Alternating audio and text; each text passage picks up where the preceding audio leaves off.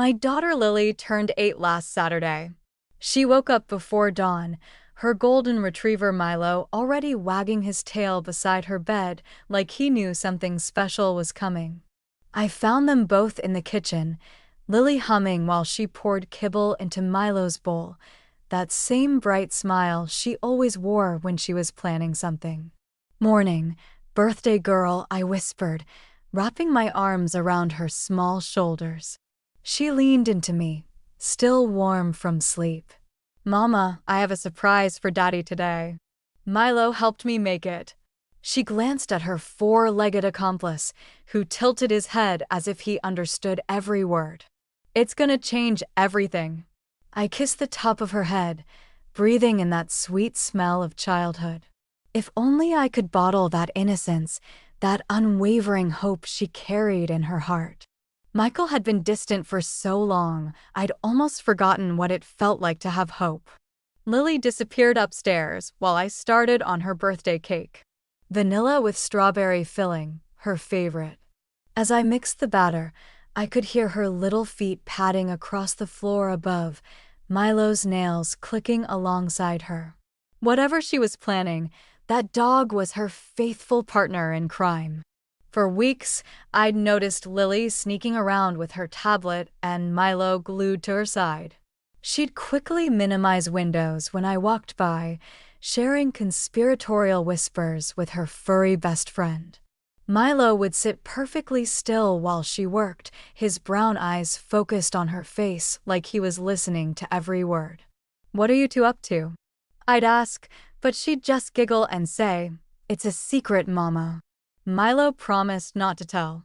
The night before her birthday, I finally discovered what she'd been working on.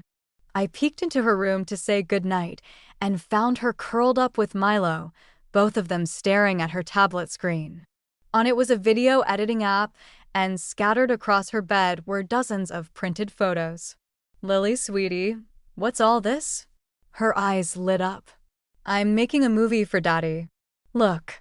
She showed me the screen. It was a montage of family photos set to soft music. Pictures of Michael holding her as a baby, teaching her to ride a bike, reading bedtime stories with Milo curled at their feet. My throat tightened. These were memories from when Michael still smiled, when he looked at Lily like she hung the moon. Before he became this stranger living in our house, this man who barely acknowledged his own daughter. "Honey, this is beautiful. When did you take all these photos?"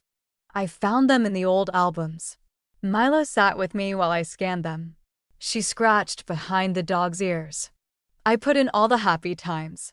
Maybe Daddy will remember how much fun we used to have." I watched as she carefully arranged clips of Michael laughing, playing with her in the backyard, carrying her on his shoulders.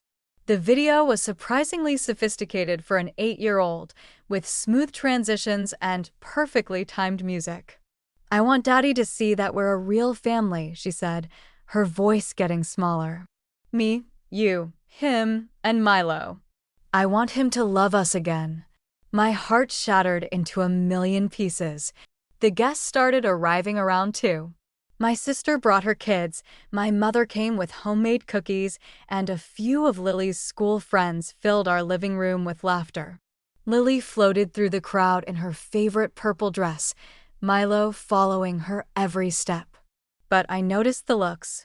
The subtle glances between family members when they saw Lily's bright green eyes, so different from Michael's brown ones or my hazel. The way my cousin murmured to her husband, "She's gotten so tall. Looks just like." Before catching herself, Michael came home just as we were gathering for cake. His tie was loose, his face worn down by whatever stress he carried from work. He kissed my cheek distractedly and ruffled Lily's hair without really looking at her. "Sorry I'm late. Traffic was murder." He glanced around the room full of guests with barely concealed irritation. "How long is this going to take?" Lily's face fell for just a second before she recovered her smile. "Daddy, I made something special to show you after cake." "Sure, sweetheart. Whatever you want." But I could see it in his eyes. That wall he'd built around himself, The way he looked at Lily like she was a puzzle he couldn't solve. The doubts that had been eating at him for years, the questions he'd never asked out loud. During dinner, I caught him staring at Lily as she giggled with her friends. His jaw was tense, his hands clenched around his beer bottle. When Lily leaned over to share her food with Milo, Michael snapped. "Get that dog away from the table, Lily." "It's disgusting." Lily's eyes widened. "But Daddy, Milo's family. He's supposed to be here for my birthday. He's a dog, not family. And he doesn't belong at the dinner table." The room fell silent. Lily's lower lip trembled, but she stood her ground. "Milo is family. He's the best friend I ever had. Don't argue with me, young lady." I started to intervene, but the damage was done. Lily scooped Milo into her arms, her eyes swimming with tears. What happened next broke my heart. Michael, fueled by stress and whatever demons he was fighting, turned his frustration on the one thing Lily loved most besides us. "That dog has been nothing but trouble since the day you brought him home," he said, his voice getting louder. "Hair everywhere, muddy paws, and now he's begging at the table like some kind of pest." Lily hugged Milo tighter. The dog seemed to sense her distress, pressing his warm body against her small frame. "Milo is in trouble. He takes care of me. When I'm sad, he stays with me. When I'm scared, he protects me. He's just an animal, Lily. You're getting too attached." "No." The word burst out of her with such force that everyone in the room froze. "Milo loves me more than. She couldn't finish the sentence, but we all knew what she meant. "More than you do." Michael's face flushed red. "Don't you dare speak to me that way. Maybe it's time we found that dog a new home." The silence that followed was deafening. Lily's tears spilled over, and she ran upstairs with Milo in her arms. I could hear her bedroom door slam, then muffled sobs. The guests began making excuses to leave. My mother gave Michael a look that could freeze hell before gathering her things.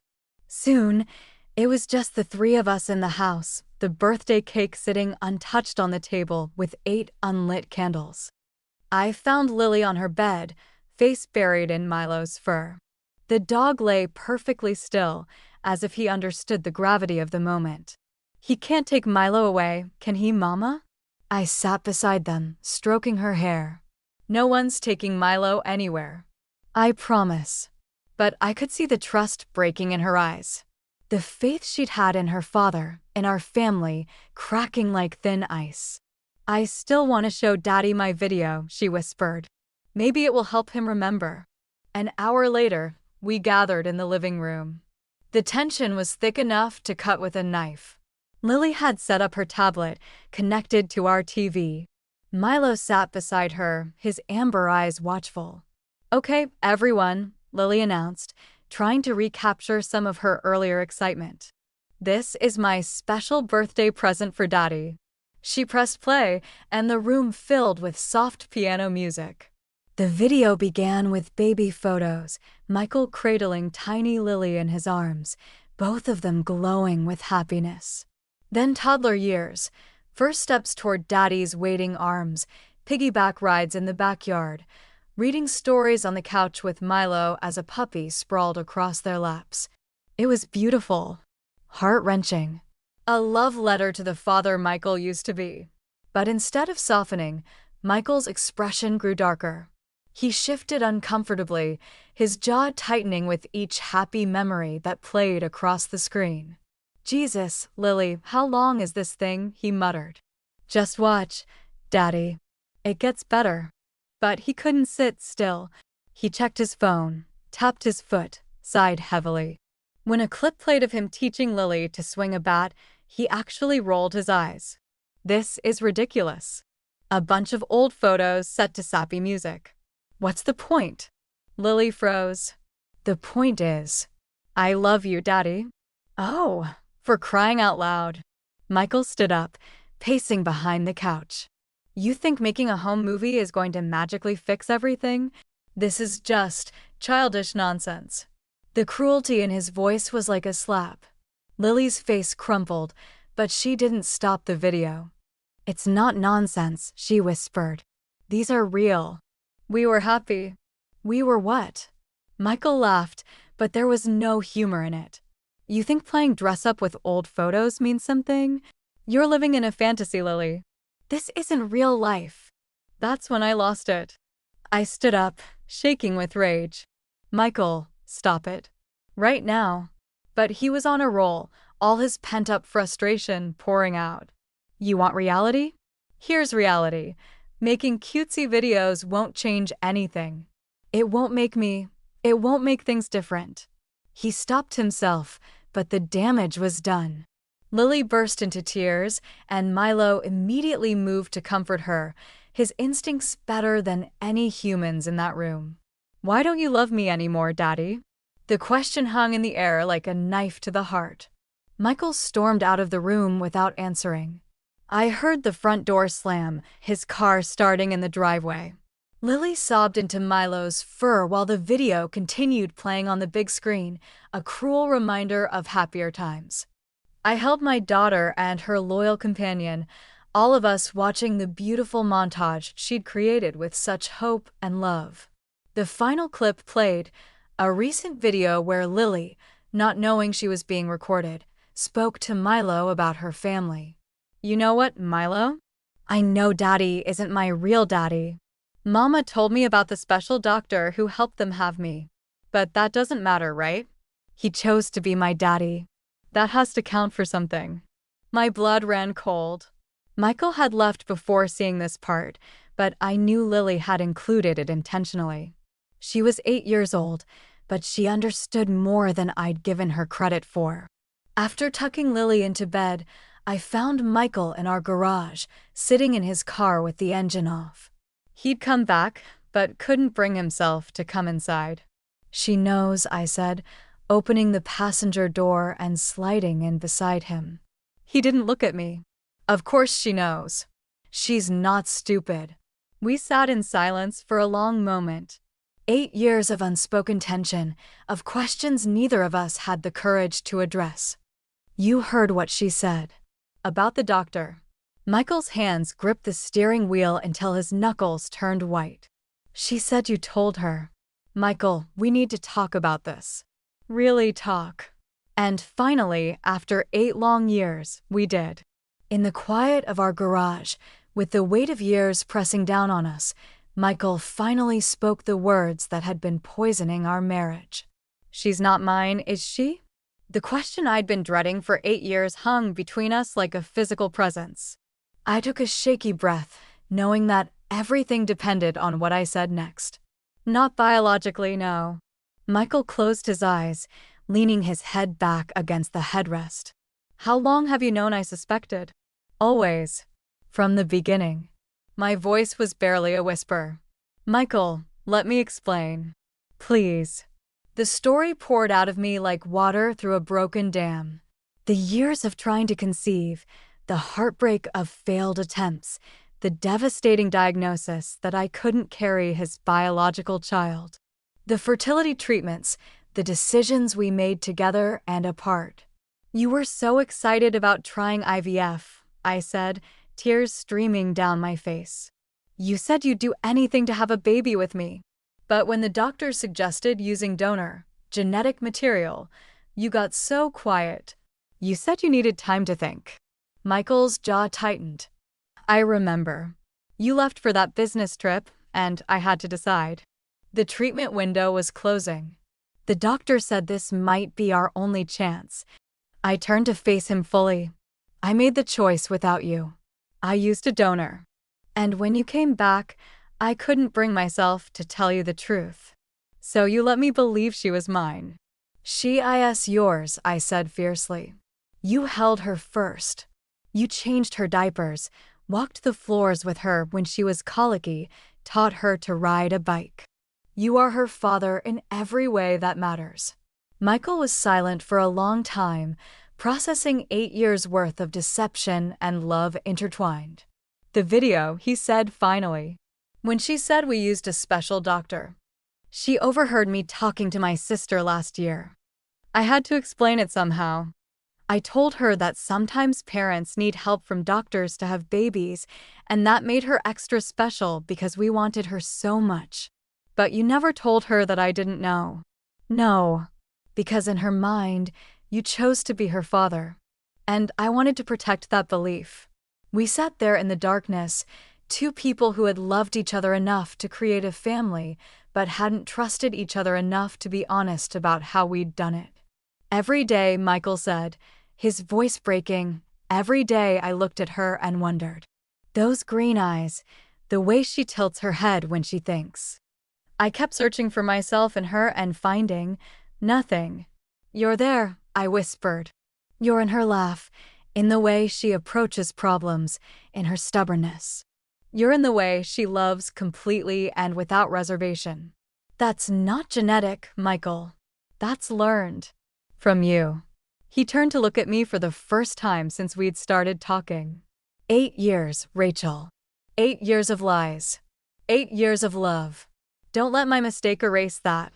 In the distance, we heard a sound from the house. Milo barking once, then silence. Lily was probably calling for us, frightened by the conflict she didn't fully understand.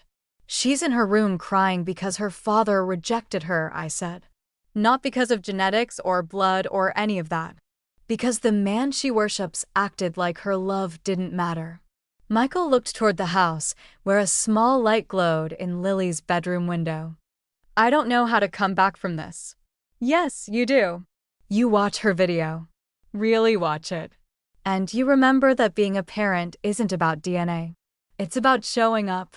And you've been showing up for 8 years, even when your doubts were eating you alive. We found Lily and Milo curled up together on the couch, the tablet balanced on the armrest. She'd been watching her video on repeat, probably trying to understand why her beautiful gift had caused such pain. Baby? I said softly. Daddy wants to watch your movie. Really watch it this time. She looked at Michael with cautious hope. He sat down beside her, his movements careful and deliberate. Milo assessed the situation, then settled himself protectively between them. Will you watch it with me? Michael asked, his voice gentler than it had been all day. Lily nodded and started the video from the beginning. This time, Michael didn't fidget or check his phone. He watched as his past self smiled at the camera, holding a baby with bright green eyes who reached tiny fingers toward his face. I remember that day, he murmured. You were about 3 months old. You had just learned to really focus on faces. As the video played, memories surfaced. Not of biology or doubt, but of moments. Teaching her to tie her shoes. Building blanket forts. The night she had pneumonia, and he stayed awake for 36 hours, monitoring her breathing. Daddy, why did you get so mad earlier? Lily asked, not taking her eyes off the screen. Michael was quiet for a long moment. Because sometimes grown-ups get scared, and when we're scared, we don't always act the way we should. Scared of what? Scared that. He struggled with how to explain adult insecurities to a child. Scared that I'm not a good enough daddy for someone as special as you. Lily turned to look at him, her green eyes serious beyond her years. But daddy, good daddies aren't born. They're made. Day by day. That's what this video shows. All the days you chose to be my daddy. I watched Michael's face crumble as the truth of her words hit him. She was right. Love wasn't about genetics. It was about choice renewed every single day. You made this whole thing by yourself? He asked, gesturing to the elaborate video. Milo helped. He's a very good assistant. She scratched the dog's ears, and Milo's tail thumped against the couch. I wanted to show you all the reasons I love being your daughter, even when I'm not very good at it. Especially then. Michael pulled her into his arms, and for the first time in months, she melted against him without hesitation. I'm sorry, Lily. I'm sorry I forgot how to be your daddy for a while. It's okay. I never forgot how to be your daughter. We finished watching the video together, The three of us plus Milo creating new memories even as we honored the old ones. And when it ended, Michael didn't get up to leave. He stayed. The weeks that followed weren't magic. Michael didn't transform overnight, and the hurt didn't disappear with a single conversation. But something fundamental had shifted. He started coming home for dinner. Really coming home, not just physically present, but emotionally available. He asked Lily about school, about her drawings, about Milo's latest adventures. One evening, I found them in the garage together. Michael was teaching Lily how to change the oil in my car while Milo supervised from his bed in the corner. "Now you turn the wrench to the left," Michael explained, guiding her small hands. "That's it. Just like that. Can girls be mechanics, Daddy?" Girls can be anything they want to be. Look at your mom. She's a teacher, but she also fixes everything in this house better than I do. Lily grinned, pride radiating from every pore. "And I'm good with my hands like you." "You are. You get that from me." He said it without hesitation, without doubt. Because it was true. Children learn what they live, not what they inherit. Michael also got involved with her video projects. Lily had discovered a passion for filmmaking, and instead of dismissing it as childish, he helped her develop her skills. They spent weekends creating short movies starring Milo, elaborate stories about a super dog who saved the day with wisdom and belly rubs. "You're really gifted at this," he told her one Saturday afternoon as they edited her latest masterpiece. "The way you think about shots and storytelling, it's impressive." "Really? You think I'm talented?" "I think you're extraordinary. And I'm sorry it took me so long to see it." Those small moments, those daily choices to show up fully, rebuilt what years of doubt had eroded. Michael stopped searching for himself in Lily's features and started recognizing himself in her character, her kindness, her resilience. A year later, we celebrated Lily's 9th birthday. This time, Michael took the day off work. He helped me decorate, baked cupcakes with Lily and let Milo lick the spoon, and genuinely enjoyed the chaos of 30 kids running around our backyard. After the guests left and we were cleaning up, Lily presented us with a new video. This one was different. Instead of looking backward, it looked forward. "This is my family," her voiceover began as images of our everyday life played across the screen. "My mom, who teaches me to be brave. My dad, who shows me how to be kind. And Milo, who reminds me that love doesn't need words." The video included clips from the past year, Michael and Lily building a treehouse, our family camping trip, quiet moments of him reading to her while Milo dozed nearby. Some families start with love, and some families grow into love. But the best families choose love every single day. When it ended, Michael wiped tears from his eyes unabashedly. "Lily, this is beautiful. How did you get so wise?" "I had good teachers," she said, looking between us. Later that night, after Lily was asleep with Milo curled at her feet, Michael and I sat on our back porch. The air was warm, full of the promise of summer. "Do you ever regret it?" he asked. "The way we did things?" I considered the question seriously. "I regret lying to you. I regret the years you spent doubting. But I'll never regret Lily." I keep thinking about what she said in that first video. About how I chose to be her father, and that had to count for something. It counts for everything. Michael was quiet for a moment, then smiled. "She's making another video. For Father's Day. She asked me to help her with the technical stuff." "What's it about?" "Families that choose each other." I leaned against his shoulder, feeling the solid warmth of him, the weight of years of love and struggle and forgiveness. "You know what I realized?" he said. "Biology gives you relatives. But love makes you family." Inside the house, we could hear Lily laugh in her sleep, probably dreaming of adventures with Milo.